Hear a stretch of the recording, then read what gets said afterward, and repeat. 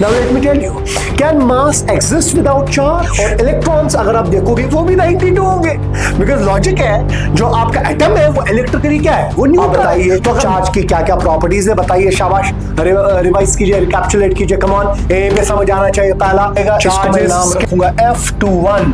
F21 मेरा बेटा बोलो शाबाश। F21 का मतलब क्या है? Force on second by first, permittivity of free space.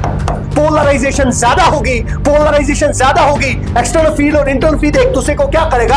Counter करेगा। जो आपका नेट इलेक्ट्रिक फोर्स है, जो आपका नेट फील्ड है, वो आपका कम हो जाएगा। Let me tell you, it is a dimensionless and unitless number. ये बेचारा साधारण एक नंबर है, प्योर नंबर है। वो आप कमेंट सेक्शन में मुझे जवाब दोगे, ठीक है ना?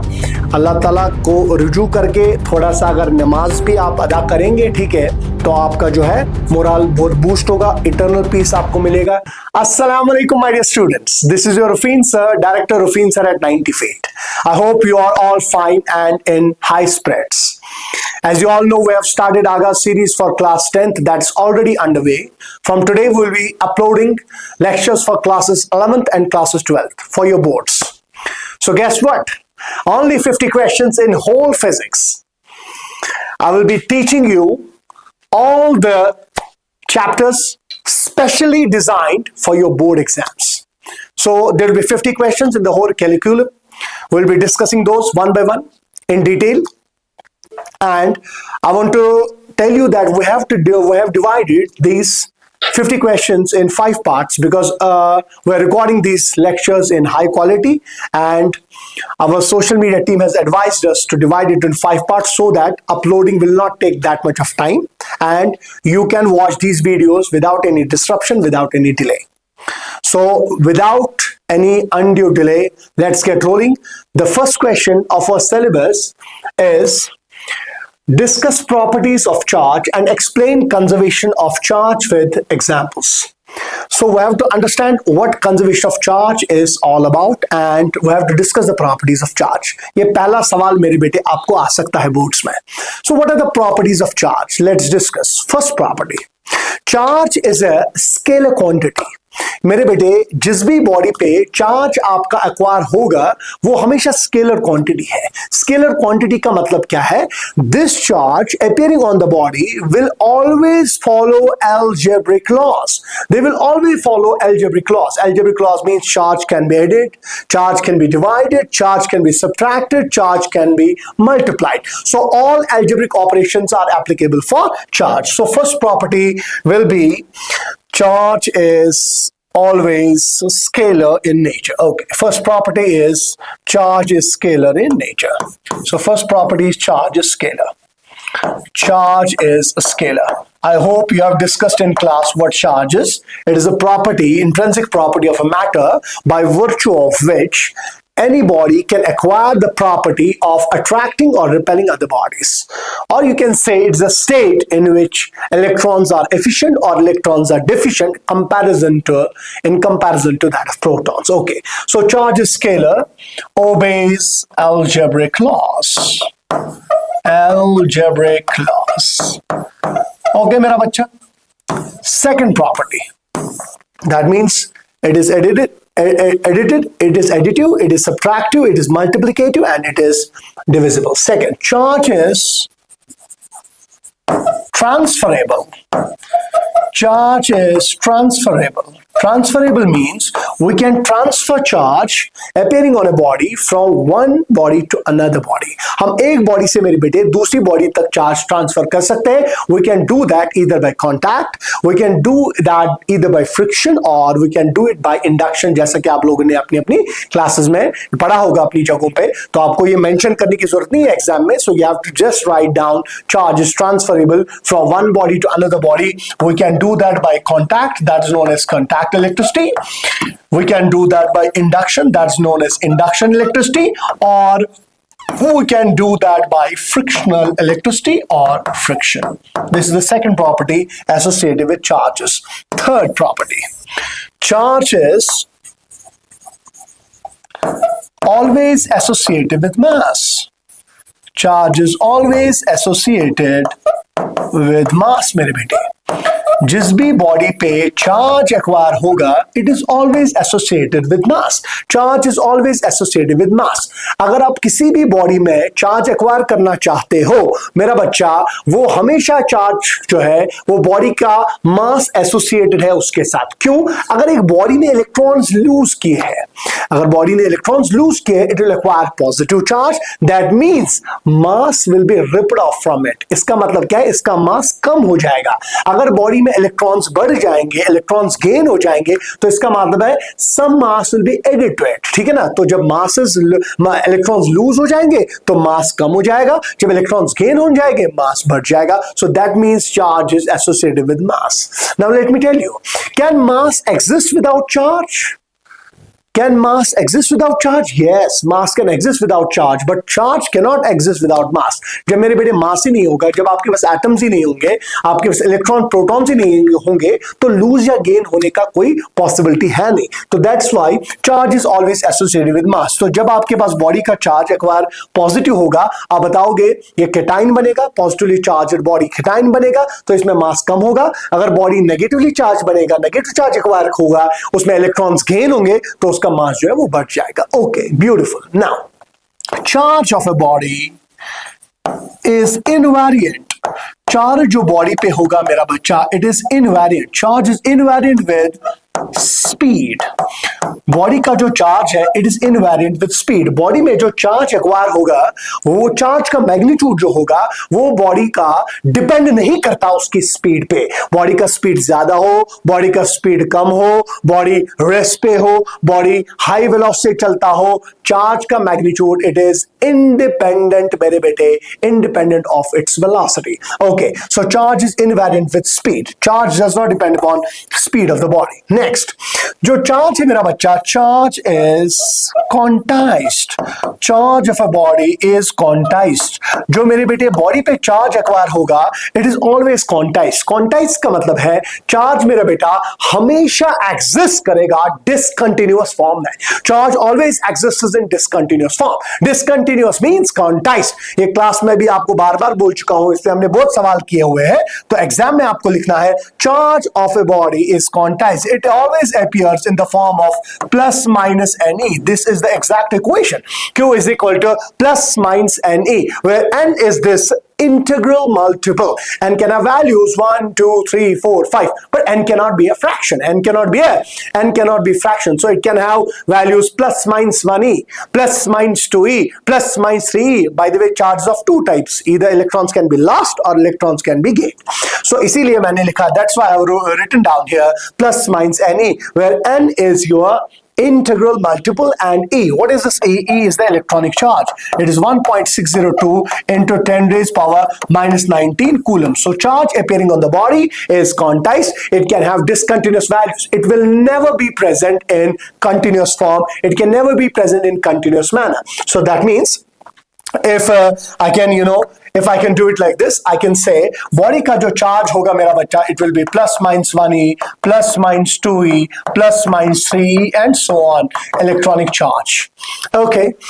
Why it cannot be a fraction? It cannot be a fraction because कोई भी बॉडी मेरा बच्चा इलेक्ट्रॉन आधा लूज नहीं कर सकता। सवा इलेक्ट्रॉन आपने कभी नहीं सुना होगा गेन होगा, ठीक है? 1.25 इलेक्ट्रॉन कभी भी लूज नहीं होंगे। So it's not possible to lose और गेन इलेक्ट्रॉन्स इन फ्रैक्शंस, ठीक है? So that's why charge will be always quantized. Okay, this was the fifth property. If you can say charge is discontinuously present on the body, it's not present in continuous manner. अगर मैं आपको बता दूं what is the minimum possible charge appearing on the body, it is plus minus 1e। जो भी body पे minimum possible charge acquire होगा it's plus minus 1e। Either a body can lose 1 electron और a body can gain 1 electron. So it is plus minus 1e, ठीक है? Maximum का तो limit नहीं है, बट मिनिमम का हमेशा लिमिट है plus minus 1e। Either we can lose 1 electron, body can lose 1 electron, और it can gain 1 electron. Okay, beautiful. Next property, sixth, charge of a body charge of a body is always conserved. तो लिखा भी है ऊपर question, आप बताइए, state कीजिए conservation of charge.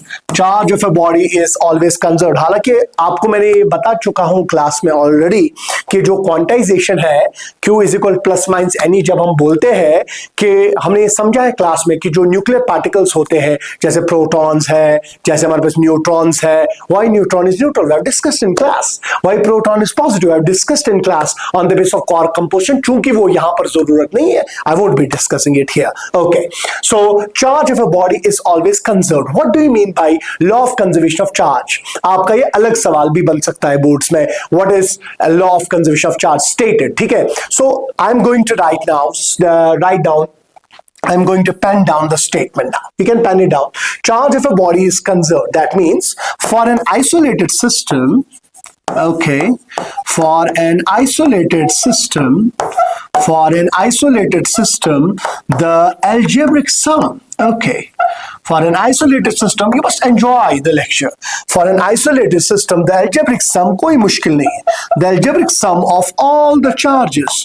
For an isolated system, the algebraic sum of all the charges before and after the process. Before and after the process. Some books write down before and after the event. Event का मतलब मेरे बेटे होता है physics में कोई भी process. Any process is any happening is an event. Any process is an event. Before and after the process is constant. For an isolated system, the algebraic sum of all the charges before and after, that means sigma qi initially and sigma q final, वो मेरे बेटे same होगा. Algebraic sum of all the charges before and all the charges after the system, it's always constant. Isolated system means which is interaction free system. That is a system in which there are no external forces acting, no external agencies are acting on that system. उस system में जितने भी आपके पास charges होंगे उनका जो algebraic sum होगा before the process and after the process, they will be absolutely same. So I want to quote some examples. मैं मेरा बच्चा कुछ एग्जांपल्स कोट करना चाहता हूं जिससे आपको चार्ज कंजर्वेशन जो है वो समझ आ जाएगा. चार्ज कंजर्वेशन में सबसे पहली जो एग्जांपल है मैं आपको देना चाहता हूं, दैट इज फर्स्ट एग्जांपल मैं आपको देना चाहता हूं. किसकी एग्जांपल? पहली एग्जांपल मैं आपको देना चाहता हूं गिलास rod rubbered with silk. Glass rod is rubbered with silk. जब आप गिलास रॉड को रब करोगे मेरा बच्चा सिल्क के साथ, व्हाट हैपेंस? आपने पढ़ा होगा फ्रिक्शन इलेक्ट्रिसिटी की वजह से जो ग्लास रॉड है it will be losing electrons. जब ग्लास रॉड लूज करेगा इलेक्ट्रॉन, सिल्क ऑब्वियसली गेन करेगा. तो इसका मतलब है when they are mutually rubbered, okay, come on, what will happen? जो मेरा बेटा ग्लास रॉड है वो इलेक्ट्रॉन्स लूज करेगा, so electrons are getting transferred. तो जब इलेक्ट्रॉन्स ट्रांसफर हो जाएंगे, ग्लास रॉड इलेक्ट्रॉन सिल्क को देगा, तो ग्लास रॉड ने अगर एक इलेक्ट्रॉन लूज किया उस पर चार्ज एक्वायर हो जाएगा +E, इस पर चार्ज एक्वायर हो जाएगा -C. तो before rubbing what was the charge? Before rubbing glass का भी चार्ज 0 था और रॉड का भी चार्ज 0 था. आफ्टर रबिंग भी ग्लास का चार्ज अगर आप देखोगे दैट इज +E, सिल्क का दैट्स -C, बिकॉज एक ने इलेक्ट्रॉन लूज किया, दूसरे ने इलेक्ट्रॉन गेन किया. मगर अगर आप सम करोगे बिफोर और after it's again 0. Charge is conserved. अगर ग्लास रॉड 2 इलेक्ट्रॉन लूज करेगा, सिल्क मेरा बच्चा 2 इलेक्ट्रॉन्स गेन करेगा, अगेन अलजेब्रिक सम अगेन कम्स आउट बी 0. अगर ग्लास रॉड 3 लूज करेगा, आपका सिल्क जो है 3 गेन करेगा, उसमें चार्ज आएगा -3, again it will B conserved. So this the first example, trivial example. Second, अगर आपको कोई बताएगा what is the second example, second example मैं आपको बता दूं, हमारे पास एक न्यूक्लियस है, हम लेंगे यूरेनियम का, 92 इज द एटॉमिक नंबर. मैं इसका मास नंबर जो है मैं इसका 235 आइसोटोप लूंगा, ठीक है, अनस्टेबल. इसको मैं बम्बार्ड करता हूं एक न्यूट्रॉन से. आपको आगे पढ़ाऊंगा मैं सिलेबस में, ठीक है. It's a nuclear fission reaction, classic example of fission. तो जब इसका फिशन होगा, ये जो यूरेनियम है ये ब्रेक डाउन हो जाता है लाइटर पार्ट्स में, लाइटर न्यूक्लियर में ब्रेक डाउन हो जाता है. किस किस न्यूक्लियर में? ये ब्रेक डाउन हो जाता है क्रिप्टॉन में, ये ब्रेक डाउन हो जाता है बेरियम में, और ये ब्रेक डाउन हो जाता है 3 न्यूट्रॉन्स में. You know why I'm writing like 0 over here? Because इसका जो ओवर अपना चार्ज है, it's 0, it's neutral. ठीक है, तो प्लस ये देता है energy in the form of gamma radiations. तो अगर आप यहां पर देखोगे krypton is 36 atomic number, mass number अगर आप देखोगे it's 92, okay, barium it's 56, mass number is 141। अब अगर आप मेरे बच्चे इस रिएक्शन की तरफ ध्यान दोगे तो जो आपका यूरेनियम है इसमें कितने प्रोटॉन्स होंगे, 92e आपके पास प्रोटॉन्स होंगे, और इलेक्ट्रॉन्स अगर आप देखोगे वो भी 92 होंगे। बिकॉज लॉजिक है जो आपका एटम है वो इलेक्ट्रिकली क्या है, वो न्यूट्रल है। तो अगर 92 प्रोटॉन्स है तो भाई साहब 92 इलेक्ट्रॉन भी होंगे ना, तो 92 electrons. What should be the charge, come on, बात तो करो। तो स्क्रीन पॉज करके आप बात कर सकते हो, इट इज 0। तो यहां पर अगर आप देखोगे न्यूट्रॉन का भी अपना चार्ज वो कितना है, 0। तो what is the charge in left hand side, it is 0। आ जाइए बच्चा, अब राइट हैंड साइड से आइए। जो क्रिप्टॉन है इसमें अगर आप देखोगे एटॉमिक नंबर 36 है तो इसमें 36 प्रोटॉन्स होंगे। ये तो कई सुनी बात है केमिस्ट्री में बचपन से कि एटम्स हमेशा इलेक्ट्रिकली न्यूट्रल होते हैं, तो इसमें इलेक्ट्रॉन्स भी -36 होंगे, इट विल बी अगेन 0। अगर बेरियम का देखूंगा इसमें 56 प्रोटॉन्स होंगे तो चार्ज होगा +56e, इलेक्ट्रॉन्स होंगे -56e, अगेन 0, अगेन 0, न्यूट्रॉन्स 3 है ये भी 0, इन तीनों का सम भाई साहब again 0, charge is conserved. This is another example of conservation of charge. So यहां पर भी चार्ज मेरा बेटा कंजर्व रहता है, ठीक है। तो मैं एक और एग्जांपल दे सकता हूं। अगर मेरे पास तीसरी एग्जांपल है, मैं आपको बताऊंगा pair production is an classic example of conservation of charge, या annihilation is another example of conservation of charge. ये पेयर प्रोडक्शन क्या आपने बोला सर, हमारे पास सपोज गामा रे है, गामा रे फोटॉन है हमारे पास, गामा रे फोटॉन। अगर हमारे पास गामा रे फोटॉन है उसकी अच्छी खासी एनर्जी है, greater than 5 million electron volt, तो ये ब्रेकडाउन होगा into 2 particles, one is electron and one is your positron. एक तो ये इलेक्ट्रॉन में ब्रेक होगा और ये पॉजिट्रॉन में ब्रेक होगा। भाई साहब क्यों ब्रेक होगा, ये इसलिए ब्रेक होगा because this gamma ray photon is having energy greater than 5 million electron volt, it breaks down into 2 particles. But these two particles are, one is particle and another is anti-particle. Anti means इसके सारे features same है, proton और this electron and positron they are same in all respects except उनका जो charge है वो different है। अगर आप मेरे बेटे बोलोगे इस इलेक्ट्रॉन का चार्ज -e, इस पॉजिट्रॉन का चार्ज +e, RHS में चार्ज 0 होगा। गामा रे फोटॉन तो पहले से ही न्यूट्रल है, photons are electrically neutral, they are not deflected by electric and magnetic fields, ठीक है, उनका रेस्ट मास भी 0 होता है। तो अगर आप देखोगे यहां पर gamma ray photon, what photon carries, you know what photon carries, you might have read in your classes, photon carries energy and momentum. So अगर फोटॉन के पास एनर्जी है, मोमेंटम है, इसके पास चार्ज नहीं होता, इसका चार्ज 0 है, RHS में भी चार्ज 0 है। अब इसको क्यों बोलते हैं पेयर प्रोडक्शन, मेरा बच्चा खुद बताओ। Why we are saying that it is pair production? Because energy is getting converted into pair of masses. This is pair of masses. Energy जो है मेरा बच्चा वो ब्रेक डाउन होता है into pair of masses, ठीक है, इसीलिए इसको हम बोलते हैं मेरा बच्चा क्या, pair production, because energy is getting converted into masses, but that mass to in pairs. Okay, beautiful. So this is again another classic example of charge conservation on LHS on RHS, charge is conserved. अब कोई बच्चे के जहन में होगा sir proton का भी तो चार्ज +e है, आप पॉजिट्रॉन का भी चार्ज +e लिखते हो, then what is the difference? भाई साहब प्रोटॉन का जो मास है वो बहुत ज्यादा होता है, पॉजिट्रॉन का जो मास होता है वो कम होता है, और पॉजिट्रॉन का मास लेट मी टेल यू उतना ही होता है पॉजिट्रॉन का जितना एक इलेक्ट्रॉन का होता है, और वो इलेक्ट्रॉन का मास होता है 1/1837 टाइम्स मास ऑफ प्रोटॉन। अब देखिए कितना लाइटर है ये, जो पॉजिट्रॉन है या इलेक्ट्रॉन है ये प्रोटॉन से कितने लाइटर है, ठीक है, 1837 टाइम्स ये लाइटर होता है, किससे, प्रोटॉन से। सो पेयर प्रोडक्शन अगर कभी कोई पूछेगा, it is a mechanism in which energy gets converted into pair of masses. If I will reverse the reaction, अगर मैं इस रिएक्शन को रिवर्स करूं तो मैं पेयर ऑफ मासेस को कन्वर्ट करना चाहूंगा किसमें, एनर्जी में।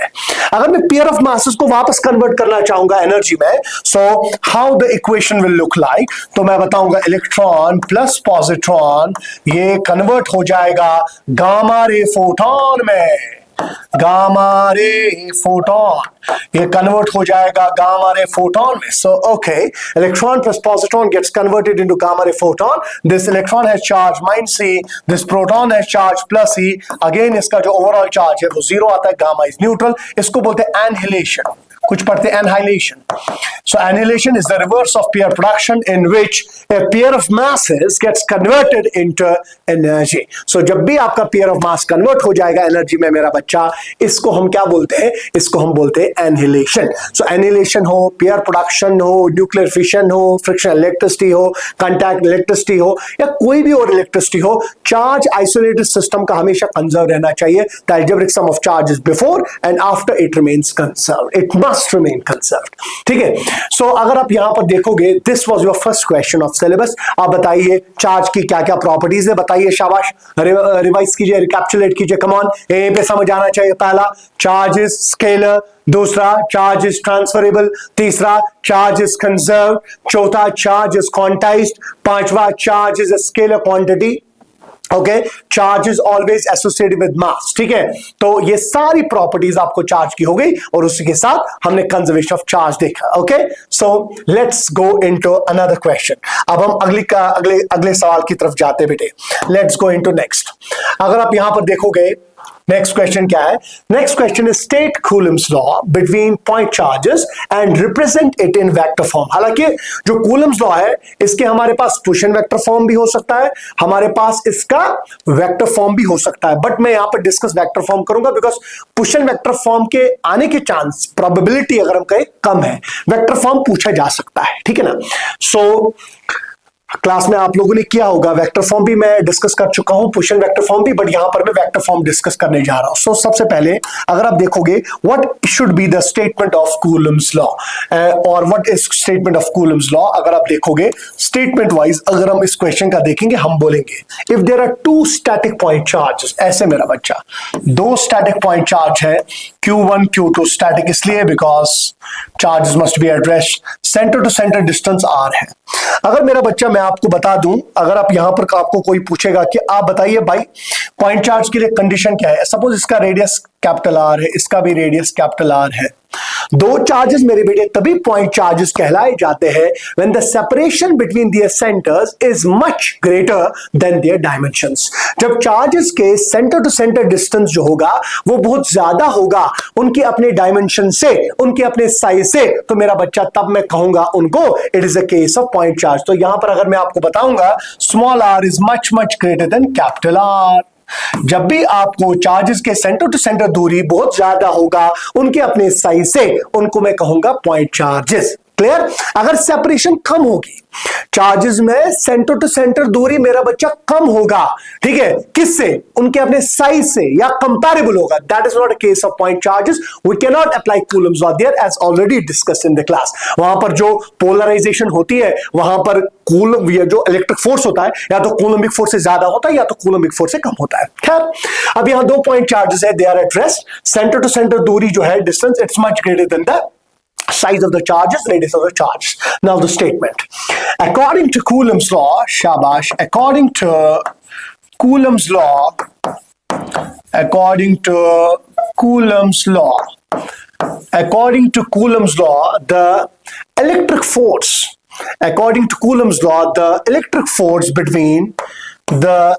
force between, electrostatic force between any two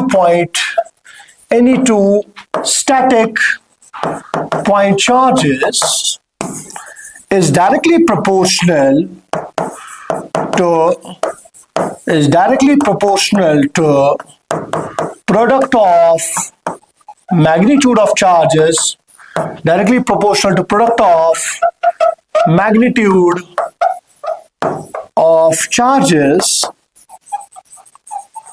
Magnitude is important, not directly proportional to charges, because in coulombs law, whenever we have to write down coulombs law, we always take magnitude of charge. हम charge को with direction नहीं लिखते, with sign नहीं लिखते. Signs are used to represent direction of forces. Okay, directly proportional to product of magnitude of charges, and is inversely proportional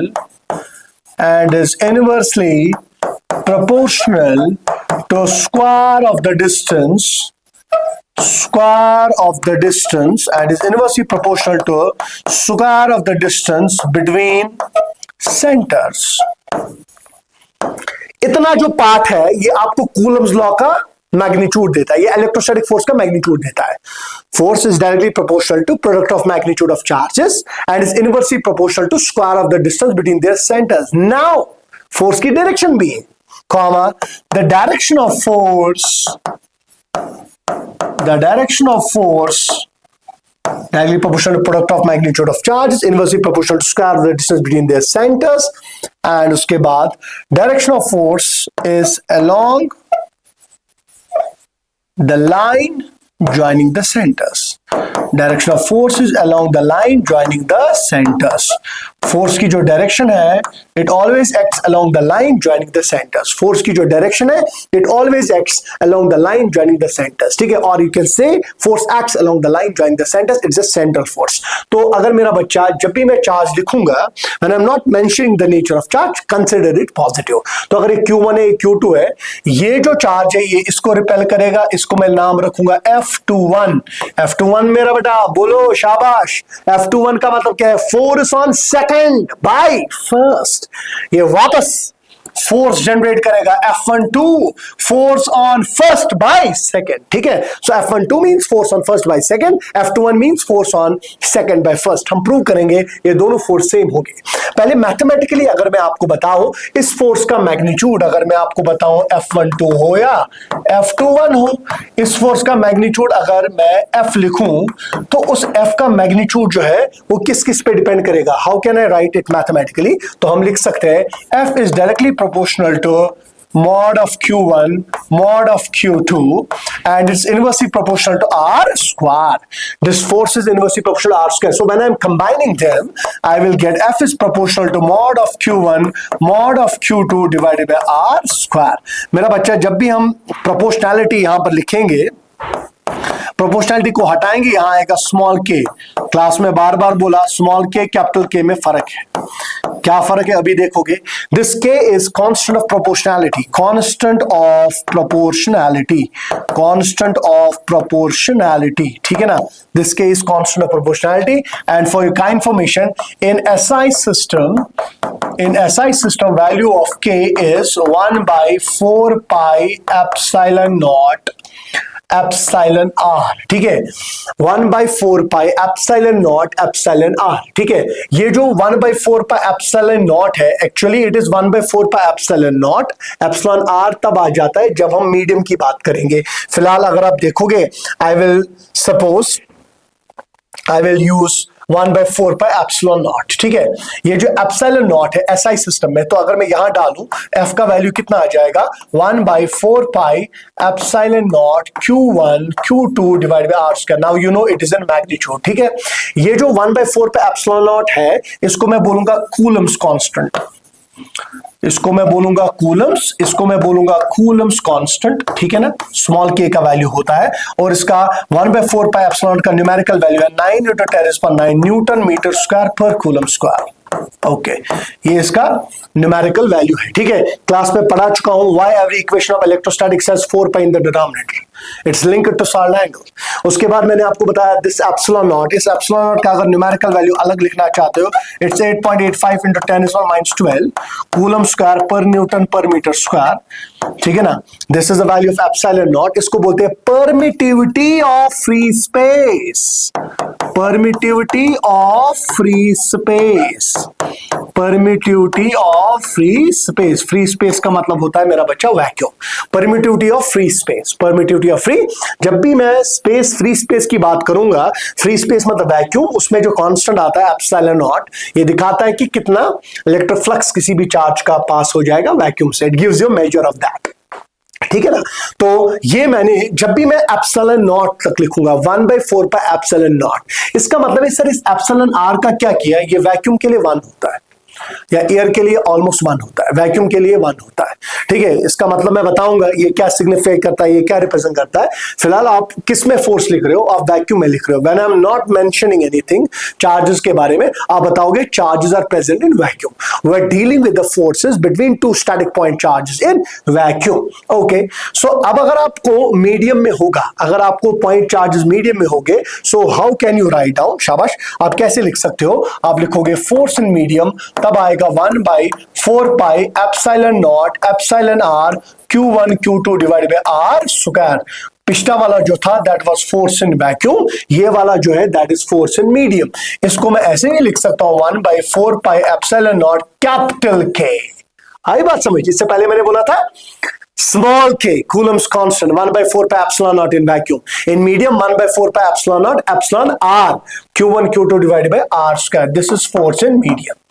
अगर कोई बच्चा आपको बताएगा sir what is this k, इसको बोलते हैं relative permittivity of medium. Relative permittivity of medium, किसी भी मीडियम में क्या है? Relative permeability, relative permittivity, sorry, उसको हम बोलते हैं दूसरा नाम dielectric constant. Dielectric constant, dielectric constant जो है उसको हम बोलते हैं रिलेटिव परमिटिविटी ऑफ मीडियम। और इसका तीसरा नाम भी है मेरा बच्चा specific inductive capacity. Specific inductive capacity, specific inductive capacity. और ये क्या रिप्रेजेंट करता है? जैसे एप्सिलॉन नॉट आपने बोला, इट्स अ एप्सिलॉन नॉट एक डायमेंशनल कांस्टेंट भी है, और वो सिग्निफाई करता है how much flux of A charge is associated through vacuum. It gives you a degree of that. ठीक है ना? ये एप्सिलॉन आर का क्या काम है, इस के का क्या काम है? It represents amount of polarisation. Note किया जाए, it represents amount of, You don't need to explain this in your boards, आपकी नॉलेज के लिए बोल रहा हूं। Represents amount of polarization। ठीक है, फिजिक्स कैनॉट बी क्रैम्ड, इसलिए कोई चीज आएगा, कोई टर्म आएगा, will explain that. Represents amount of polarization of a medium. किसी भी मीडियम में कितनी पोलराइजेशन होगी? जितनी पोलराइजेशन मीडियम में ज्यादा होगी चार्जेस की वजह से, आप बताओगे उतना फोर्स आपका कम हो जाएगा। जितनी पोलराइजेशन कम होगी, आप बताओगे उतना फोर्स जो है वो क्या हो जाएगा? ज्यादा। More the amount of polarisation, शाबाश, आप क्या बताओगे? जितनी पोलराइजेशन ज्यादा होगी उतना फोर्स कम हो जाएगा। ठीक है, जितना पोलराइजेशन कम होगी उतना फोर्स चार्जेस के बीच में क्या होगा? ज्यादा, because you know every charge is associated with electric field lines. हर कोई चार्ज जो है वो एसोसिएटेड है इलेक्ट्रिक फील्ड लाइंस के साथ। ठीक है, और इलेक्ट्रिक फील्ड लाइंस ही तुम्हें मेजर देती है इलेक्ट्रिक फील्ड कितना होगा, इलेक्ट्रिक फोर्स कितना होगा। ये किससे पता चलेगा? ये तुम्हें इलेक्ट्रिक फील्ड लाइंस के मेजर से पता चलेगा। एंड डिफरेंट मीडियम में के का वैल्यू डिफरेंट होता है। इफ आई विल से के ऑफ वाटर ये 81 होता है, के ऑफ वैक्यूम या एयर बोलो या वैक्यूम बोलो वो 1 होता है, के ऑफ मेटल्स वो इन्फिनिटी होता है कंडक्टर्स का। अगर के ऑफ माइका बोलूं, माइका शीट्स का 4 to 6 होता है, ग्लास का भी के। बुक्स डिफरेंट रेंज लिखते हैं, 4 to 9 आप लिख सकते हो, because you are having different type of glass. You have flint glass, you have crown glass, you have quartz glass, different glasses have different value of dielectric constant. ठीक है, तो ये आपको एप्सिलॉन आर दिखाता है कितनी पोलराइजेशन ज्यादा होगी या कम होगी। ठीक है, I want to explain this, have a look. अगर मेरे बेटे Q1 चार्ज है, हालांकि क्लास में डिटेल में पढ़ा चुका हूं, ये Q2 चार्ज है, सपोज ये पॉजिटिव चार्ज होगा। जो भी मुझे बच्चे देख रहे हैं, आई एज्यूम कि ये जो चीजें हैं ये आपने सुनी होगी, ये आपने पढ़ी होंगी। ठीक है ना? So because due to time constants तो वीडियोस तो फिर बहुत ज्यादा बड़े हो जाएंगे, but I am strictly controlling myself to board exams in context to that. ठीक है, अगर ये पॉजिटिव या नेगेटिव है, ठीक है, आपको पता ही है मेरा बच्चा, आपने पढ़ा होगा, आगे भी आप देखोगे इलेक्ट्रिक फील्ड लाइन जो है वो निकलती है नॉर्मली, जाती भी है नॉर्मली। ठीक है, उसके बाद पॉजिटिव चार्ज से जो लाइन नॉर्मली इमर्ज आउट होती है वो नेगेटिव चार्ज में नॉर्मली टर्मिनेट होती है। ठीक है, 90 डिग्री पे। ठीक है, इलेक्ट्रिक फील्ड लाइंस पे अगर आप टेंजेंट डालोगे वो तुम्हें देगा डायरेक्शन ऑफ इलेक्ट्रिक फील्ड या डायरेक्शन ऑफ इलेक्ट्रिक फोर्स। पहले चार्जेस के बीच में वैक्यूम था, अब आपने क्या किया मेरा बच्चा? अब आपने चार्जेस के बीच में डाल दिया मीडियम। चलो डाल लो मीडियम। अगर आपने मीडियम डाल दिया, मीडियम के एटम्स में हो जाती है पोलराइजेशन। पोलराइजेशन का मतलब क्या है? Centre of the charges get shifted. Charges के सेंटर जो है वो क्या हो जाएंगे? शिफ्ट। किसके चार्ज के सेंटर शिफ्ट हो जाएंगे? जो मीडियम में एटम्स न्यूट्रल थे उसके चार्ज के सेंटर क्या हो जाते हैं, शिफ्ट। तो जब चार्ज के सेंटर शिफ्ट हो जाते हैं, पॉजिटिव अपनी तरफ किसको खींचेगा, नेगेटिव को, और नेगेटिव चार्ज बॉडी अपनी तरफ किसको खींचेगा, पॉजिटिवली चार्ज बॉडी को। तो इसने नेगेटिवली चार्ज बॉडी को खींचा, इसने इलेक्ट्रॉन्स को खींचा, इसने प्रोटॉन्स को खींचा, ठीक है। तो अगर आप देखोगे जो एटम पहले ऐसा था बेचारा, ठीक है ना, वो एटम डिशेप हो गया, वो atom polarisation means shifting of centre of charges, ठीक है। तो अगर आप देखोगे अंदर भी लाइंस होंगी, हाँ भाई साहब बराबर बोल रहा है मास्टर, पॉजिटिव टू नेगेटिव, बाहर से भी लाइंस है, ऐसी वाली लाइंस पॉजिटिव टू नेगेटिव, अंदर भी लाइंस है पॉजिटिव टू नेगेटिव। तो इसका मतलब है आप बताओगे अंदर वाली जो इलेक्ट्रिक फील्ड लाइंस है और बाहर वाली जो इलेक्ट्रिक फील्ड लाइंस है, they will try to counter each other, they will try to balance each other. जब वो काउंटर करेंगे एक दूसरे को, बैलेंस करना चाहेंगे एक दूसरे को, वेक्टर्स और इन ऑपोजिट डायरेक्शन, तो इसका मतलब है नेट फोर्स, नेट फील्ड आपका कम हो जाएगा। That's why you have the equation force in medium 1/4 pi epsilon naught epsilon R Q1 Q2 by R square. So have a look, जो आपका मीडियम में फोर्स है ये डिसाइड करेगा कौन, मीडियम का एप्सिलॉन आर। जितना एप्सिलॉन आर ज्यादा होगा उतना आपका फोर्स क्या होगा, कम। जितना एप्सिलॉन आर कम होगा उतना फोर्स होगा ज्यादा, बिकॉज मेरे बेटे जितना एप्सिलॉन आर ज्यादा होगा पोलराइजेशन ज्यादा होगी, पोलराइजेशन ज्यादा होगी, एक्सटर्नल फील्ड और इंटरनल फील्ड एक दूसरे को क्या करेगा, काउंटर करेगा। जो आपका नेट इलेक्ट्रिक फोर्स है, जो आपका नेट फील्ड है, वो आपका कम हो जाएगा। अगर आप बताओगे एप्सिलॉन आर कम है, पोलराइजेशन कम है, अंदर वाली लाइंस बाहर वाली लाइंस के साथ उतना ज्यादा बैलेंस नहीं करेंगी, बिकॉज पोलराइजेशन कम हुई है, अंदर भी लाइंस कम होंगी, तो नेट इलेक्ट्रिक फील्ड या नेट इलेक्ट्रिक फोर्स वो क्या होगा, ज्यादा। That's why it is sitting in denominator. इसलिए तो ये इनवर्सली प्रोपोर्शनल है। सो जितना आप ज्यादा होगा उतना आप बताओगे फोर्स कम होगा, जितना एप्सिलॉन आर कम होगा, डाइलेक्ट्रिक कौन से कम होगा, फोर्स का जो वैल्यू है वो ज्यादा होगा। सो आई होप ये आपको समझ आया। एसआई सिस्टम की बात चल रही थी, कूलम्स कांस्टेंट की बात चल रही थी। एसआई सिस्टम में उसका वैल्यू है 1/4 पाई एप्सिलॉन नॉट, और अगर मैं वैक्यूम की बात ना करूं, मीडियम की बात करूं, then it is 1/4 pi epsilon naught epsilon R. असल में वैल्यू होता 1/4 pi epsilon naught. Then if it is associated with medium, then you have another constant, that's epsilon r. Different mediums have different values of epsilon r.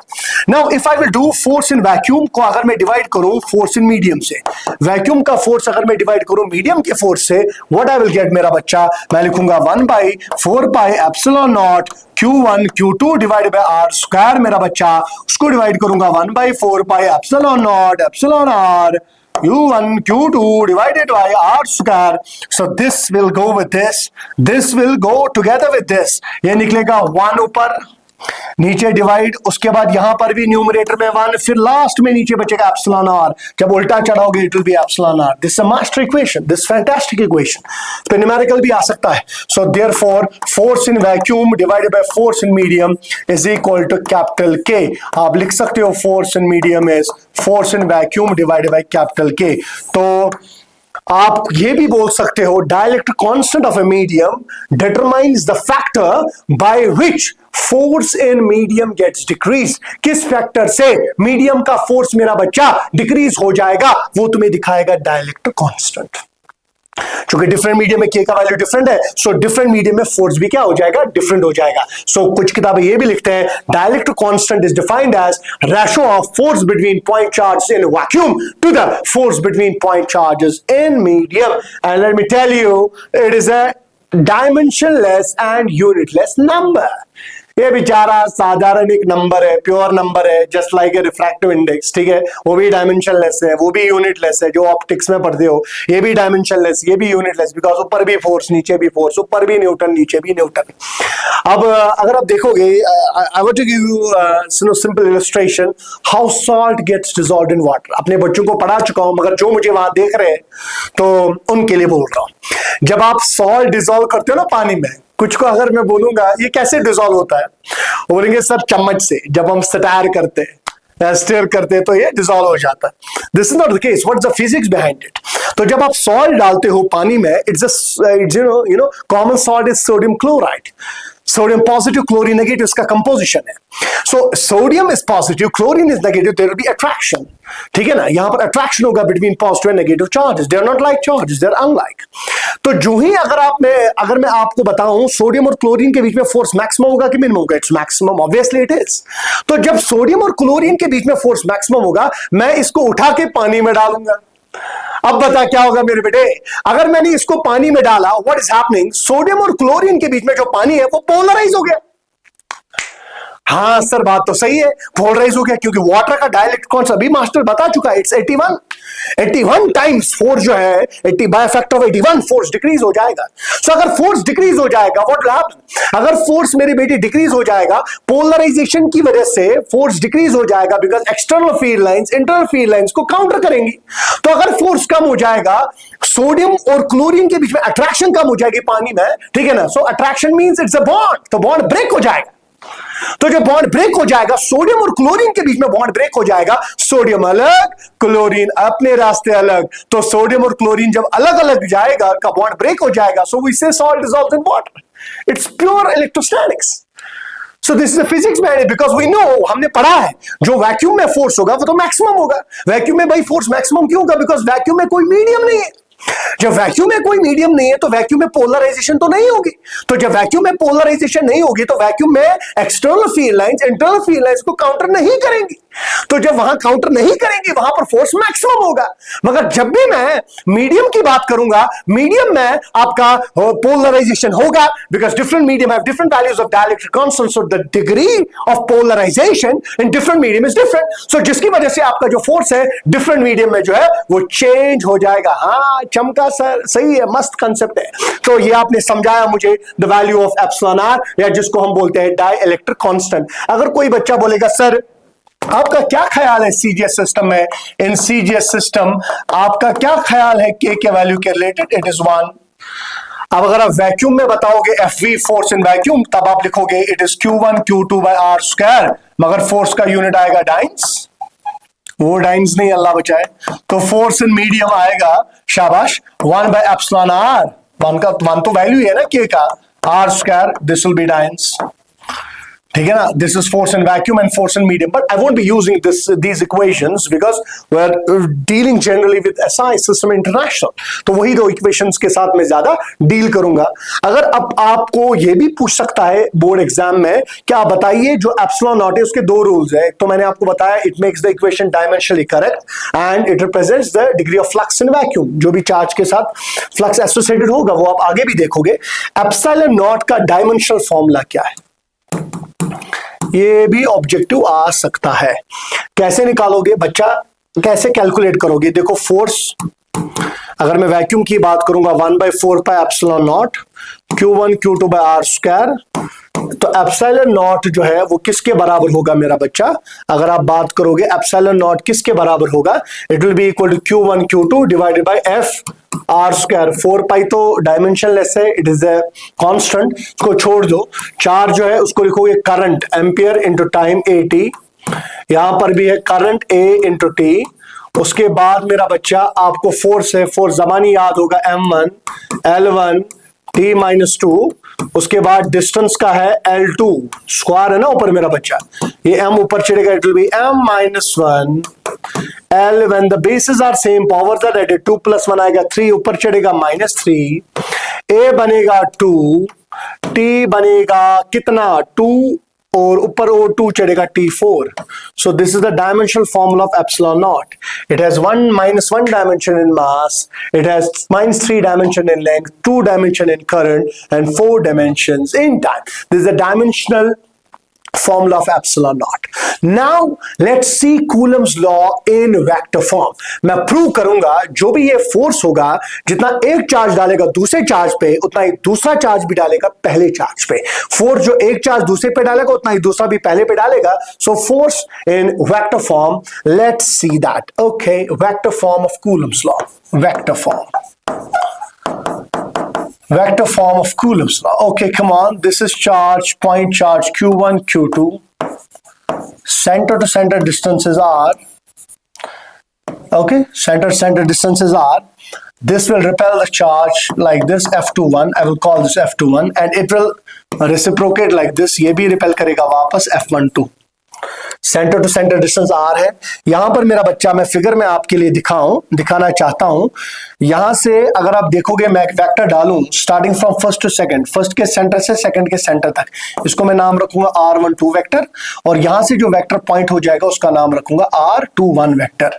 तो क्या लिखेंगे exam में, कैसे आप लिखोगे? Let us consider a system of 2-point charges.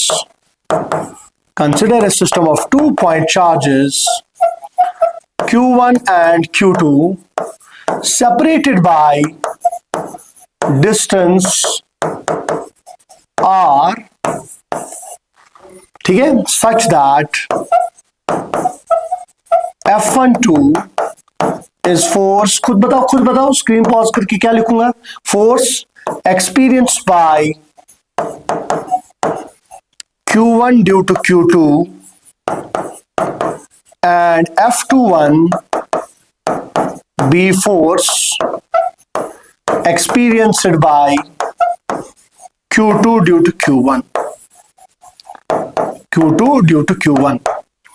F12 is the force experienced by, shabash, first charge due to second, and F21 be the force experienced by second charge due to first. For vectors,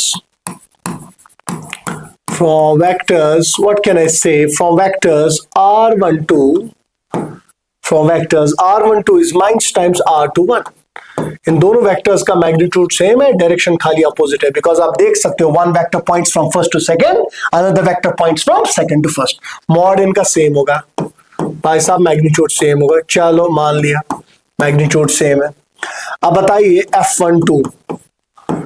F12 means force on first by second, second repel करेगा। बताइए 1/4 pi epsilon not, और मेरे बेटे याद रखोगे when I am not mentioning anything, assume we are having in medium, we are having charges in medium, charge setup medium में ले रहे, 1/4 pi epsilon naught Q1 Q2 divide by centre to centre दूरी बताया जाए R square. अब direction, इससे पहले Coulomb's law का हमने मैग्नीट्यूड पढ़ा। वेक्टर फॉर्म क्यों हम यूज करते हैं? वो use vector form because it represents direction also, ये हमको फोर्स का डायरेक्शन दिखाता है। अब बताइए इस फोर्स की डायरेक्शन क्या होगी? F12 सेकंड रिपेल करेगा फर्स्ट को, तो what should be the direction of force second to first? R21 cap. Unit vector क्या दिखाता है? डायरेक्शन। तो मैं लिख सकता हूं Q1 Q2 divided by 4 pi epsilon nought R square, unit vector को लिखूंगा vector R21 divided by magnitude R21। 11 से पढ़ा चुका हूं, यूनिवेक्टर होता है हमेशा बराबर vector by magnitude. So F12 what you will get? You will get 1/4 pi epsilon not 4 pi epsilon nought R cube R21 vector. Call this second equation. Cube कैसे आया सर? ये समझ नहीं आया मुझे, बिकॉज ऊपर देखो R12 का मैग्नीट्यूड और R21 का मैग्नीट्यूड, वेक्टर आप देखो फर्स्ट टू सेकंड या वेक्टर देखो सेकंड टू फर्स्ट, मैग्नीट्यूड तो सेम होगा, वो मैग्नीट्यूड तो R ही होगा ना। ये मैग्नीट्यूड R12 या R21, ये तो R के बराबर ही होगा ना। There is only one difference, R12 और R21 में the directions are opposite. This is F12 force on first charge by second. अब अगर आप यहां पर देखोगे मेरे बेटे, how can I tackle this now? अब मैं क्या करूंगा? अब मैं लिखूंगा F21, this is force on second by first, किसके बराबर आएगा? शाबाश, 1/4 pi epsilon naught Q1 Q2 divide by R square. अब डायरेक्शन आएगा R12 कैप, क्योंकि अगर आप स्क्रीन पॉज करके फिगर देखोगे पीछे, तो मैंने force on second by first की जो डायरेक्शन देखी, force on second by first will always point from first to second because they are repelling each other. तो इसको कैसे लिखूंगा? 1/4 pi epsilon naught Q1 Q2 divide by R cube, इसको लिखूंगा R12 vector, because R12 cap होगा ना, R12 vector by mod of R12। R12 का जो मैग्नीट्यूड है वो R के बराबर है, R12 का मैग्नीट्यूड जो है वो R के बराबर, तो मैंने R क्यूब लिखा, ठीक है ना। सो this is F21, this is F2। Okay come on, ये आपको निकला, this is my friend third equation. So using vectors, using first in third, अगर आप फर्स्ट को थर्ड में यूज करोगे, व्हाट यू गेट? अगर मेरे बेटे मैं लिखूंगा F21 it's equal to 1/4 pi epsilon naught Q1 Q2 divide by R cube, R12 बराबर है माइनस टाइम्स R21। इसका मतलब है F21 वेक्टर, ये माइनस बाहर ले जाओ, ये बराबर होगा माइनस टाइम्स बाकी सारी टर्म F12 है। This was the result I was looking after. F12 vector is minus times F21। इसका मतलब क्या है? Force on first charge due to second is equal to minus times force on second due to first. इसका मतलब है forces mutual है क्या? जितना पहला चार्ज दूसरे चार्ज पे फोर्स डालेगा उतना ही दूसरा चार्ज भी पहले चार्ज पे फोर्स डालेगा। ठीक है, forces are mutual, forces are, जितना एक दूसरे पे डालेगा उतना ही दूसरा भी पहले पे डालेगा। क्लियर है बेटा बच्चा? इसमें कोई कंफ्यूजन? और सर ने मुझे बोला डायरेक्शन उनकी ऑपोजिट है, डायरेक्शन उनकी, तो हम लिख सकते हैं लास्ट में एग्जाम में from equation fourth it is clear that from equation 4 it's clear that electric forces are mutual and opposite to each other,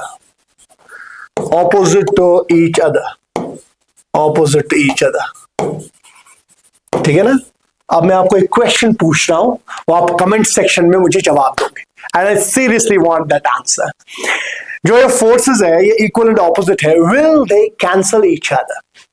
Will they cancel each other? My students know this answer. I want to, ask other students who have, उन्होंने भी पढ़ा होगा, who have read in different institutes या who have, studied online. मैं उनको जब सवाल पूछना चाहता हूँ, will the forces cancel each other?